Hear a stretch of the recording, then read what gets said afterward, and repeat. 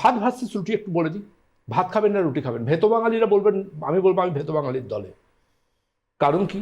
ভাত আপনি তৈরি করছেন, দেখবেন ওই ভাতকে আপনি ফোটাচ্ছেন, তার মধ্যে থেকে জীবাণু ফাঙ্গাস যা ছিল বেরিয়ে গেল। কিন্তু রুটি, রুটি হচ্ছে স্টোরে পড়ে রয়েছে গম, সেই গম আবার মেশিনে গুঁড়োনো হচ্ছে, কেউ কেউ প্যাকেটে করে মুড়ে রেখে দিচ্ছে। তো আলটিমেটলি তার মধ্যে প্রিজারভেটিভস থাকছে, তার মধ্যে ফাঙ্গাস থাকছে বা তার মধ্যে জীবাণু থাকছে। তো জানবেন রুটি কিন্তু ইরিটেবল বাউল সিনড্রোমের অন্যতম কারণ।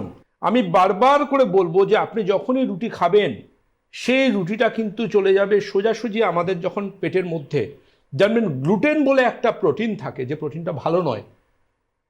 ওই গ্লুটেন কিন্তু আমাদের শরীরের মধ্যে গিয়ে গ্লুটেন ইনটলারেন্স থাকলে কিন্তু মারাত্মক ক্ষতি হবে আপনার। ইরিটেবল বাউল সিনড্রোম জাঁকিয়ে বসবে আপনার শরীরের মধ্যে।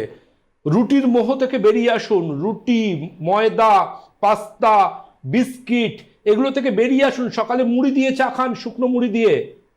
দুপুরে ভাত খান, রাত্রে ভাত খান। রুটিকে না বলুন, ভাতের থেকে রুটিতে ক্যালোরি বেশি। সব দিক থেকে রুটিকে বাদ দিন। রুটি মানেই জানবেন ইরিটেবল বাউল সিনড্রোম, এবং গ্লুটেনের জন্য আপনার কিন্তু একটা ভয়ঙ্কর রকম পেটের সমস্যা আসতে পারে।